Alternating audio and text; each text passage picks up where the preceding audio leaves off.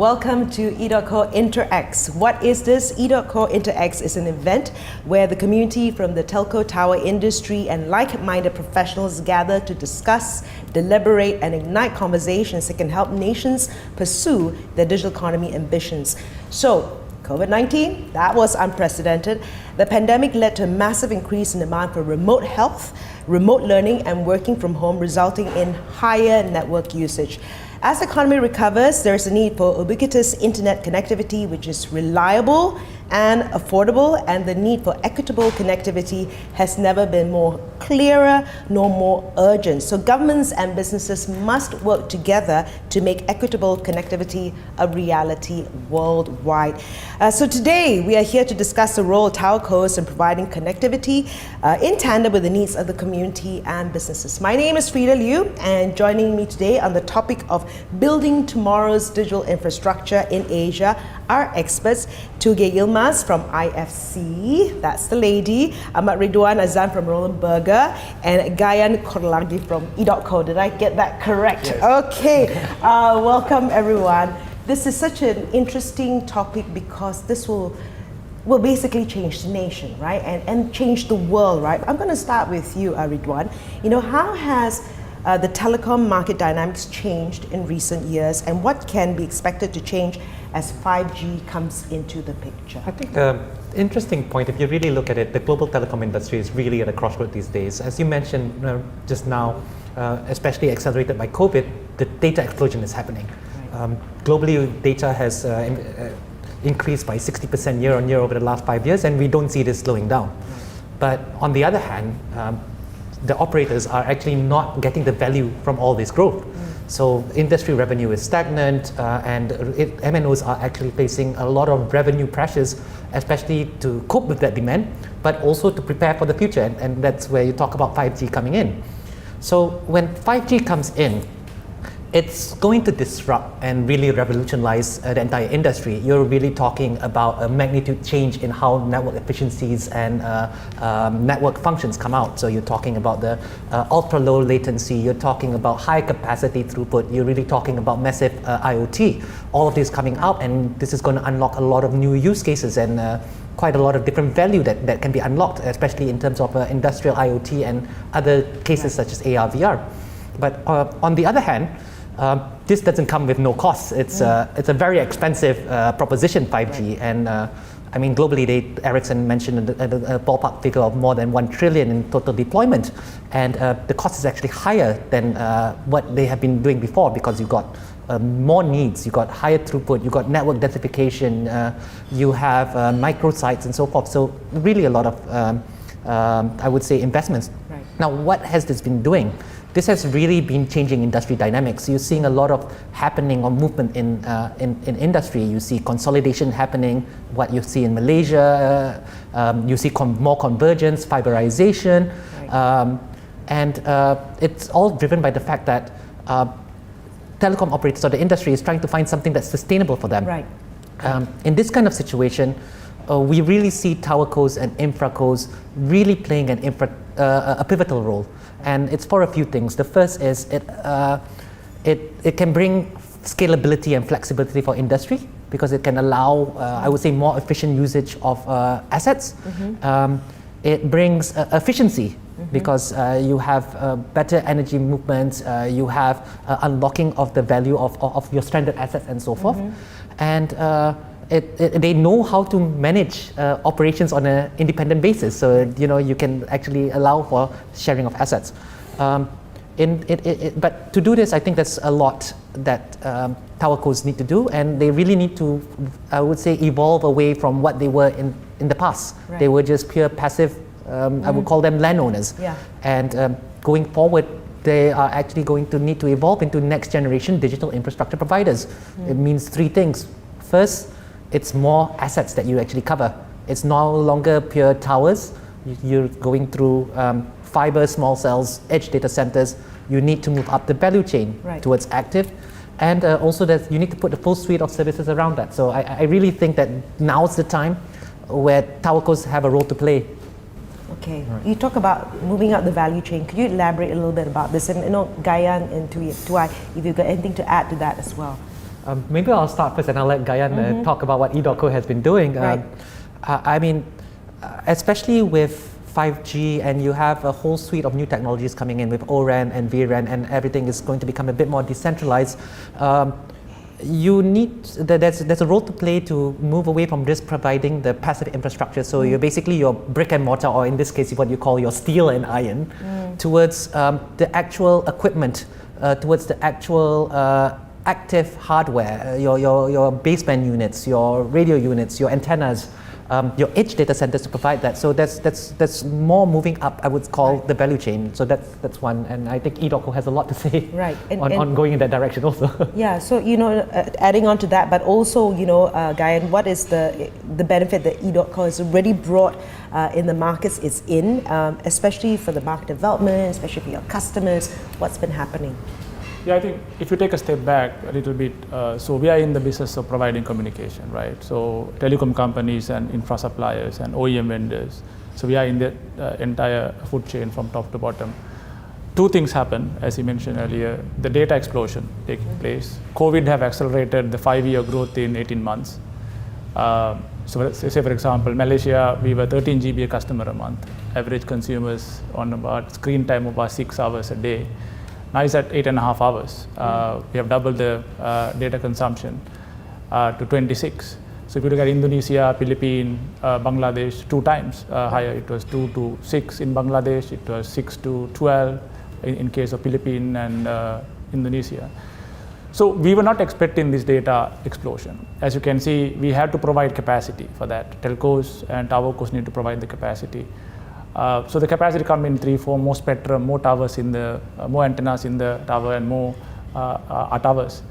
Now the top 2 things have happened. So the spectrum is a scarce commodity, so there's so much you can allocate. Telcos have done their very best to put up more antennas in the sites during this pandemic period.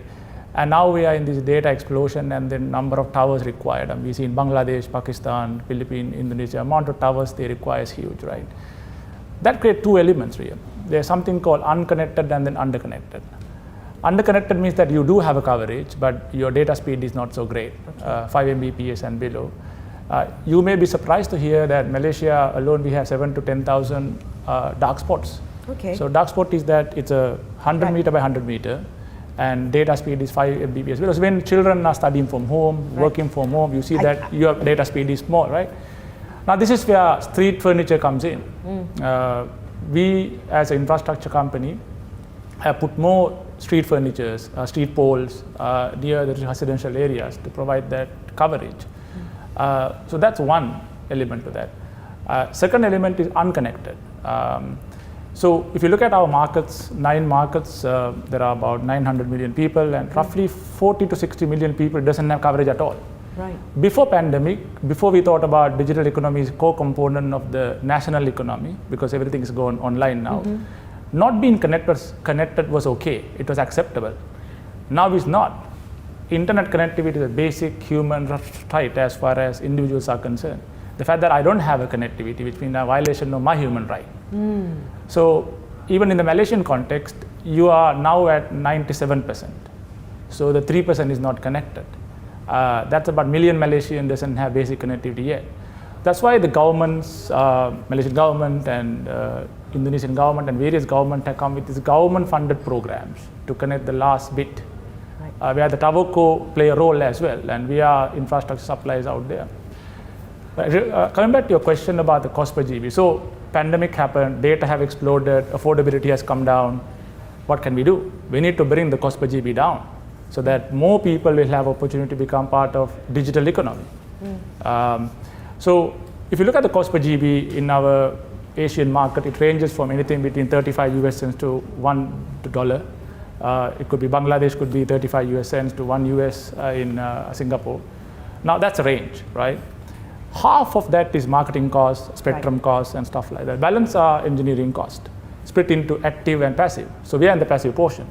So we are 25% of the cost of this, right? When we deepen the sharing, when we, let's say we share the tower among more than a single operator, then the cost comes down. Right.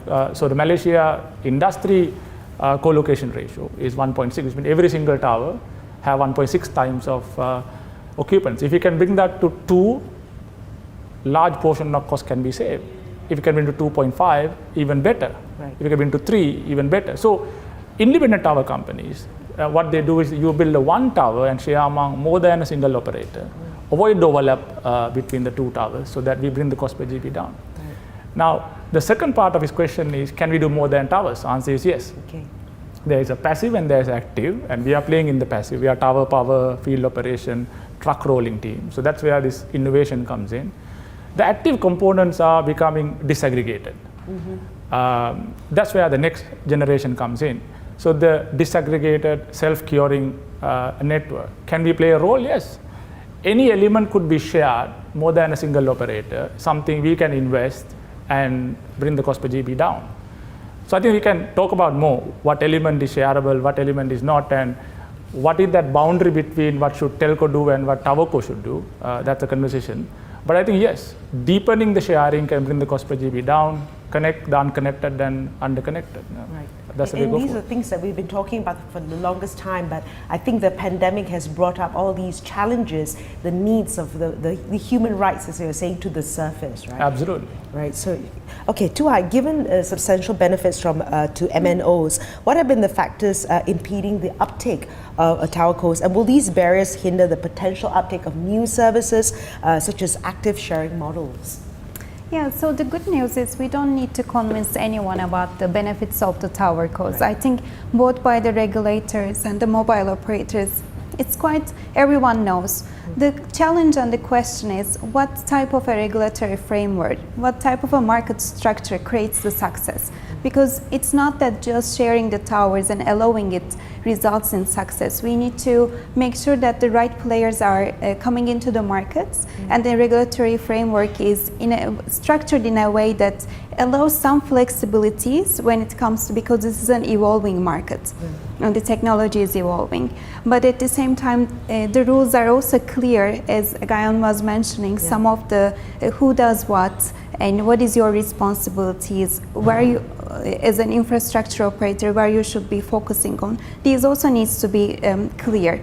Just to give a couple of examples, what we are seeing in some of the markets, there are still a lot of limitations. In terms of foreign ownership limitations, in terms of number of license limitations. So what we are looking at it is much more, for example, not limiting, but looking at it more from a perspective how we can bring the best players, how we can make sure that the players can evolve and also can deliver. We always say, please do not limit the number of TowerCo licenses, because there is nothing scarce as spectrum. What we advise is just put qualifications for the licensing. That what type of qualifications a TowerCo needs to have in order to obtain the license, so you can create a very healthy market. Right. The other thing is what we are seeing in the markets, there's a lot of challenges related to what we call enabling infrastructure. Because as we have all mentioned, the sector is evolving, and there's a technology upgrades which requires more power, more fiber, which is not just a tower. So it is a lot of other elements that are combining it. So that is very key. Then we come to the permits. This is another issue that we have been seeing a lot of challenges in our market. You have a great regulatory framework, but how are you going to implement it? So it comes down to a lot of different elements. So it needs to be very well thought through. And I want to emphasize, and I'm actually a little bit disagreeing with when we say the TowerCos, the traditional model is a simple business. Actually, we don't look at it that way. It's actually quite a complex business already. For example, as an investor, when we look at a TowerCo, who to select, who to invest, we always look at the experience. We always look at, it cannot be just a simple real estate business. It needs to have a mindset of innovation. It needs to have a mindset of how to manage the capital. So these are really important elements. So that's why, coming back to what I said in terms of what type of regulatory frameworks we want, it really comes down to who you license, how you define a qualified player. And looking forwards, what you are mentioning now is the sector is evolving. Where we see TowerCos, what they can do more, and also what type of regulatory framework we need. Innovation is key, and I think both having flexibilities but have some type of quality controls is also very important for our sector. But I think it's very clear that if you have the right players in the market who innovates, who can bring the capital, who can invest, not just on the investment, but also on the human side, the human capital. So those will be, I think, will create the enabling elements for the market and for the atmosphere. So this is kind of how we see it. It's not just the right regulatory framework, but how you implement it, and also are you bringing the right players, and all of them are kind of tied to each other. So Ridhwan, she disagreed with you. Always agree with disagreements. Okay. Do you have anything to rebut to what she just said? Oh, I agree with her in a sense, but what I would say, it is always a matter of degree.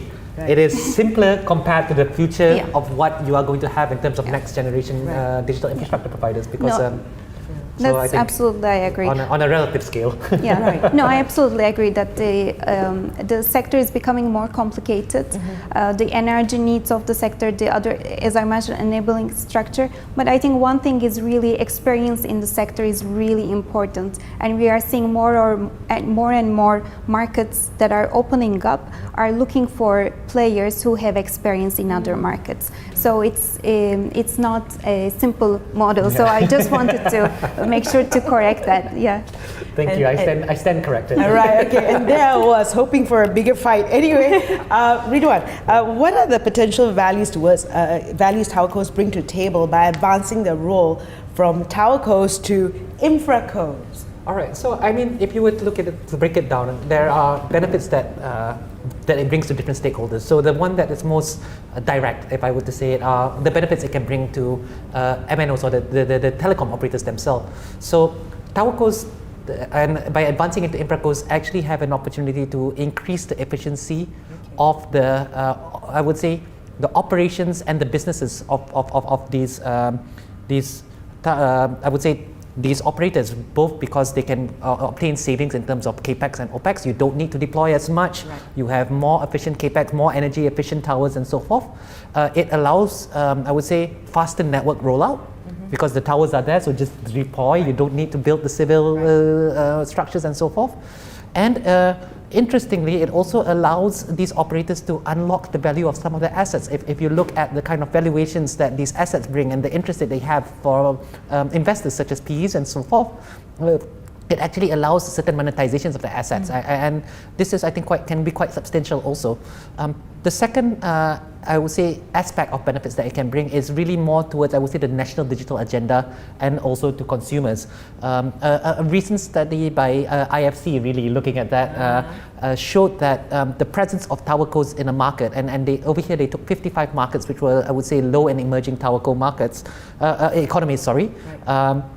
It's actually pronounced TowerCo presence, a strong developed TowerCo presence improves first mobile internet penetration, mobile internet speed, mobile internet affordability, and also I would say the competition within the industry, and all of this having a direct correlation actually to GDP growth. So usually what you see is 1% in increase in internet penetration increases GDP by 0.2 percentage points. So this is really a very strong correlation.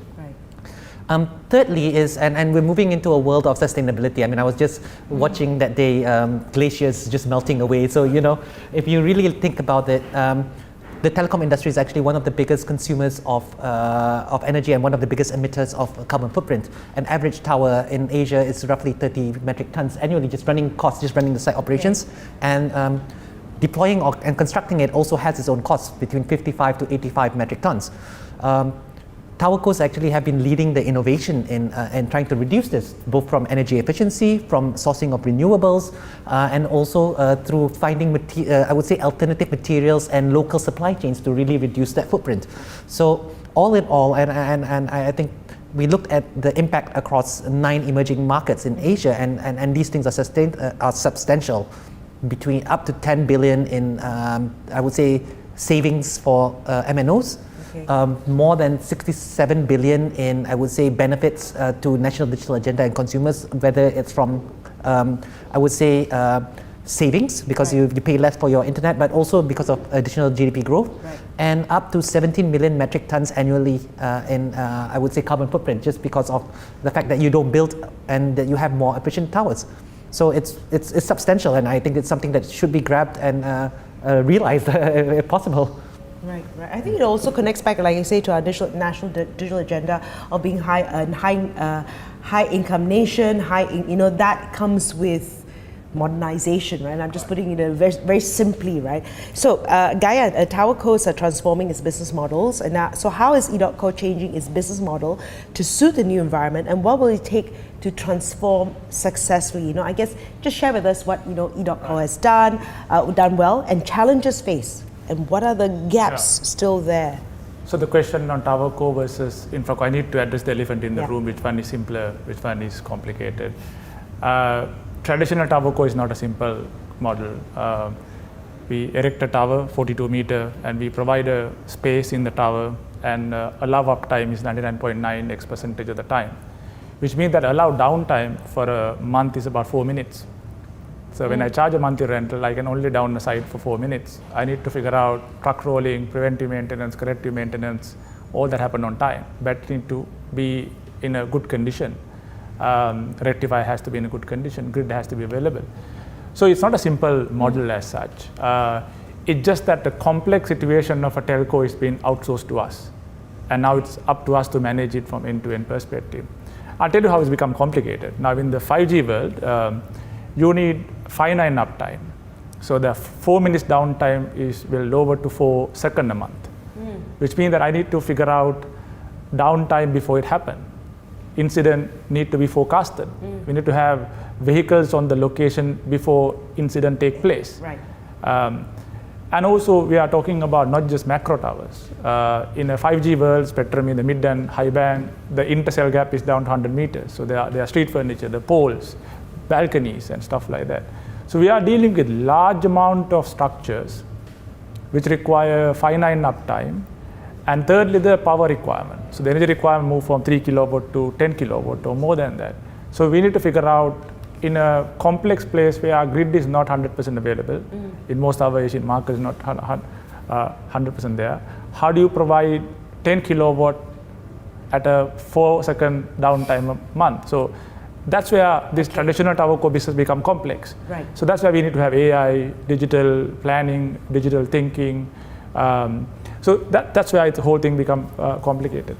Now, moving from a traditional TowerCo to InfraCo, the food chain include fiber last mile, small cell, edge computing, maybe antenna as a service. This is where this boundary between telco and the TowerCo we have to think through, right? Traditionally, the antennas are proprietary for telecom operators. Now that is becoming disaggregated, software defined. So therefore, it become a commodity, and it can be shared among more than a single operator. So then technically it could add to the TowerCo, and then we can put a single antenna can be shared. Edge, where you need to have high latency. Facebook, this next generation of Facebook, so the world have about 3 billion. The next generation of Facebook are about 1 billion people. Instead of looking at the internet, you are inside the internet. So that require roughly about 5 milliseconds, so that most of our site need to be converted to edge, which means more than a single operator can be shared. So that could be with us. So similar to that, so there are various elements of the active space, we call it next gen or infra space, could be with us. Globally, we have roughly 8 billion towers, 8 million towers, of which about 85% is owned by the TowerCos. And then these 85%, the other elements could be also be part of TowerCo, and then we can deepen the sharing and bring the cost per down. So I think it's more to do with the next 10 years outlook. Right. Yeah. So just want to give you a glimpse of how the next 10 years is going to look like. Instead of 25 GB, you will be using 100 GB. You will have devices wearing which measure your body temperature, health record. Your cars will be connected to your phone. Your in-taps will be communicating with each other. that all add to your per capita data consumption. That's how, it's not time you are going to spend, it's the quality of your time, and then the device is connected to you will be connected as well. So you are a 100 GB customer a month person, and we are now at 25, so we are making it 4 times. Right. And when I make it 4 times, cost per GB cannot proportionally go by 4 times. It should be coming down. Right. My share of the wallet has to be lower because, as you mentioned earlier, internet is a basic human right. If it is expensive, it's violation of human right as well. So moving from TowerCo to telco will demystify and solve that cost matter, the economic matter. And it has to be shared among multiple operators, and then TowerCo in a good position to do that.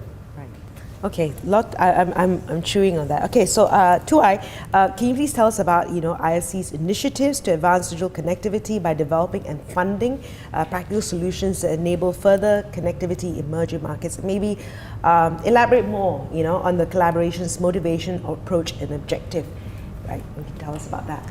So everything we are talking about, I think the most important thing for IFC is connecting the unconnected and narrowing the digital divide. Because today, it's especially after the COVID-19, it's not that digital exclusion means that you are also socially excluded and also you are economically excluded. So we cannot allow the digital divide to get wider, but we need to narrow it down. So this is our goal, especially, and from the telecom sector and the telecom practice, what we are looking at is infrastructure sharing. And why infrastructure sharing is really important for us is, and it's not just, as Gayan mentioned, it's not limited to just sharing the tower, but it's sharing the entire digital infrastructure.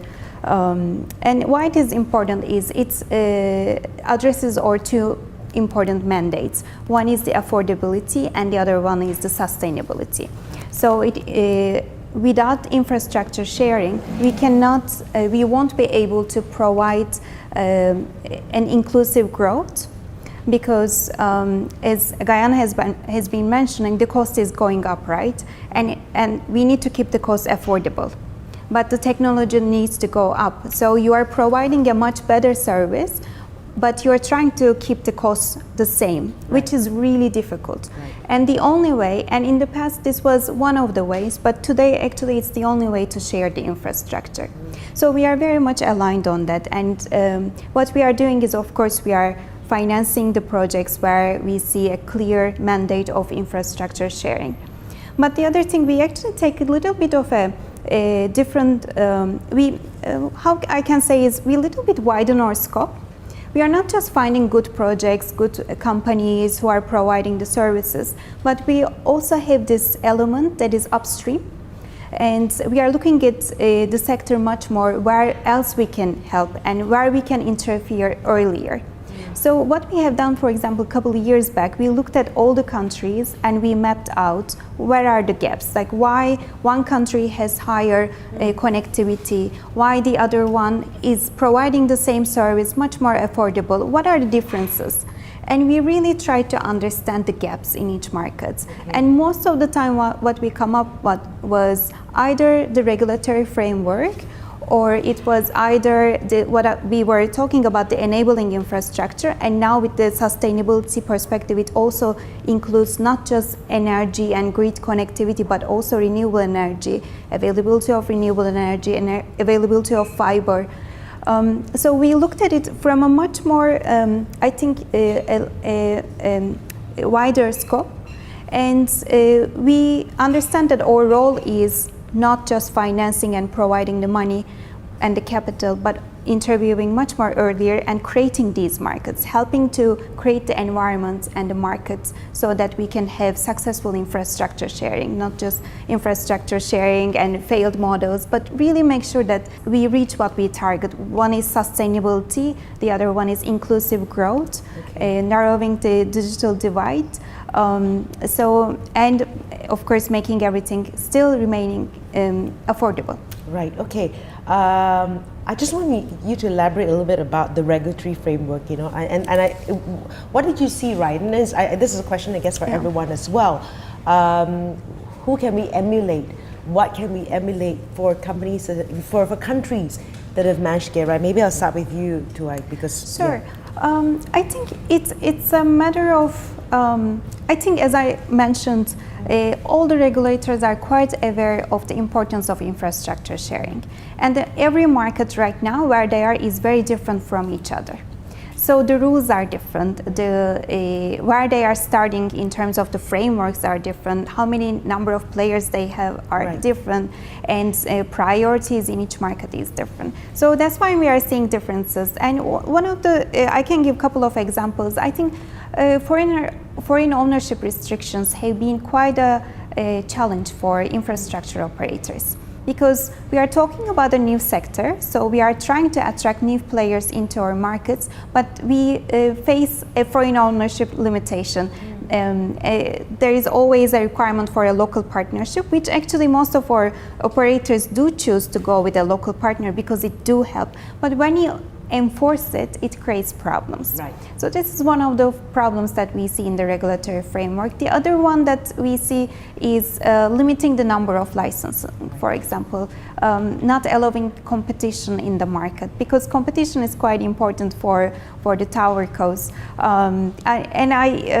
I know we have discussions with edotco as well, that in some of the markets they actually welcome competition, right? You want other players to come in. So it is really important. So those type of gaps we have realized in regulatory frameworks, or a understanding of a little bit of a challenge in terms of which service belongs to which category. I think that has been also a bit of a challenge. Too much providing exclusivities to some of the players, and both in terms of their scope of their license, but also in terms of the number of players again. So these type of things, I think they are all come with good intentions and to help the sector, but when you have too much limitations, it just creates problem in the future. Can I just add to that? So I think, I'm 80% with you on that. The reason the 20% I'm not with you is that these are capital intensive projects. So it's $100,000, $80,000, $100,000 US a piece, a tower. And most likely these are FDIs to emerging market. So there's a return expectation as well. So these need to be signed like 10, 12-year contracts. So that's something we cannot compromise, because the investor need to recover that money. In most cases, when you invest in a tower and you charge a lease fee for a 10-year single operator, they don't recover the cost and the cost of capital. It'll be a below water deal. So you get the second and third tenant, only you make money. So therefore, if the market have unlimited number of players and there's a possibility to have an undercut of the lease fee, and then economics goes down. So I think we had to strike a balance of fully open up versus fully closed. I think that's the balance I mentioned. I think TowerCo principle is a capex OpEx recovery need to be recovered, may not necessarily from one operator, from the second operator.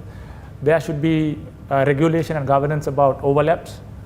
They should not allow sites next to each other. I mean, if you go to any highway in Malaysia, you see any roof, any building top, you have 2 towers. Any hilltop, you have 2-3 towers. That's the history. We can quantify how much of dollar been wasted for that and add to the cost per JB. But I think the fair regulation need to strike the balance of investor not protected, where it's open for everybody, and investor is somewhat protected for their capital.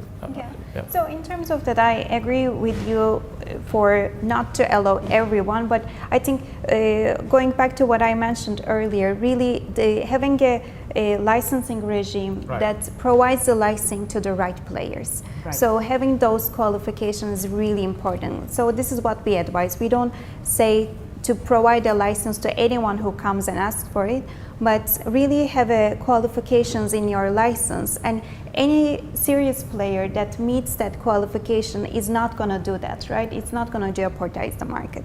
So that really comes back to, I think, that how you limit, not in terms of the numbers, but you limit it by qualifications. You define what you think a TowerCo is, and how the player, what type of experience it needs to have, what type of capital structure it needs to have, so that they can come in and deliver the competitive market structure. Okay, I will get a key takeaway from each of you and maybe one crucial next step. We'll start with you, Ridhwan. Okay, I think maybe what I'll do is, as a key takeaway, I think first thing is in this region, TowerCo penetration is still lagging, I would say, as a whole, and we need to catch up. So I think that's the first one. Right. In order to do so, my opinion, I think there are 5 things that come into play, 5 building blocks that regulators should look at. The first is, in order to make sure that there is the mandate and the support for that, a very overarching digital infrastructure mandate is needed that covers the obligations, the roles that need to be played, but also importantly, how you bridge that digital divide and how you can make it economically feasible also. So that's one. Second is the conducive licensing and ownership, and I think that ties back to Tugay's point. So that you have the right players come in, but also that the right players come in and they have the comfort level that this won't be taken away from them, and it is something that is not onerous. Right. Third is really about the guidelines and promotion of sharing, because you can put all the TowerCos that you want inside there, but if your operators don't want to share or they are not induced to share, you have wasted assets. Must share. It's like what you teach your kids. All right. Always sharing is caring. All right. Okay. And fourth is really about the whole processes around it, because if you can have the right regulation, but as Tugay said, if it's not implemented well, if you have issues in permit and issues of securing sites, it takes too long. You need 20,000 papers to just get one site. It's pointless. Right. And last, I think, is that flexibility to enable adjacencies. A TowerCo is not just a pure real estate play. You need to have the flexibility to enable them to expand into other places, be it active sharing or other assets or whatnot. So I think that's in a nutshell. And today, I think the time is right. Regulators should relook at their policies and see if there's anything that needs to be done. Okay. Tugay? So I think the key takeaway is post-COVID-19, actual digital economy become even more important. And in order to develop a digital economy, you need digital infrastructure. And in our markets, especially in emerging markets, to keep the service affordable, we need to have infrastructure sharing. So that's a must. And but we are no longer able to stop at just affordability and infrastructure sharing.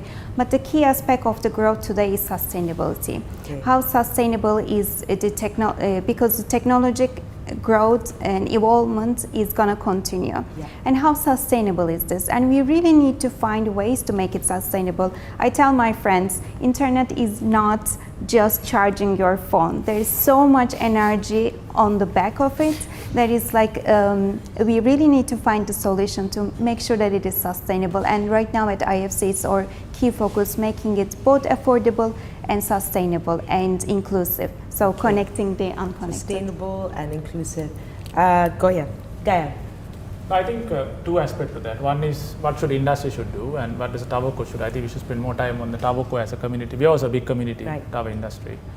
The industry as a whole we have to be conscious that what next 8 years of this decade is 4 times of what we have done for the last 35 years. Yeah. Simply put, 25 GB today will become 100 GB by end of the decade. So we have to build 4 times the capacity. Now that's 4 times the cost. So that how do you get there? And the type of capacity different. It's inside the internet. You are going to experience things inside the internet, not looking at the internet. So that the entire quality of the parameters of the network has to change as well. But I will talk a little bit about the tower industry. Of course, we can do next gen, but our main focus area, we have to be focused extremely carefully. We need to deploy sites faster. If the deployment time is 60 to 90 days, we have to cut it down. Whether working with the government agencies that need to digitize the approval process, working with them is something we should definitely do. We should think about tower design, optimize the tower design. Metal quantity has to come down so that we can bring down the monthly fee as well. Thirdly, the 5G need about roughly 8 to 10 kilowatt. I don't think we are ready for that. We need to think about better batteries beyond the current battery capacities. So that innovation in the battery technology become quite critical as well. Digitization, AI-based planning, looking at the location, what operator wants before they ask you. So you can do the planning on their behalf based on various tools available. So I think we need to take this game to the next level. Right. That's what the tower industry has to do. In that whole ecosystem, if there's opportunity for us to move from traditional towers to the next gen, I think we should take that opportunity. If there is a fiber opportunity, we should definitely take that. I think that overall bring the cost per GB down as an industry. So that's my key takeaway. Hard work ahead of us, tough decision has to be made, and industry, telcos, TowerCos, OEM vendors, government and the regulators has to work together collectively to make that happen. Right, so working together and hard work ahead of us. Just a quick summary of what Vol just said, right? We've got to deploy sites faster, optimize tower design. We talk about sustainability, that's important moving forward, and we need to catch up. I think that's your message as well, and that sharing is caring. So anyway, thank you, Gayan, Ridhwan, Tugay. Now, if you have any questions, right, please post them here. Right, and we'll get back to you. Also, for more updates on Interx, please follow edotco's social media pages. So thank you very much for joining us. Thank you, everyone. Thank you. Thank you very much.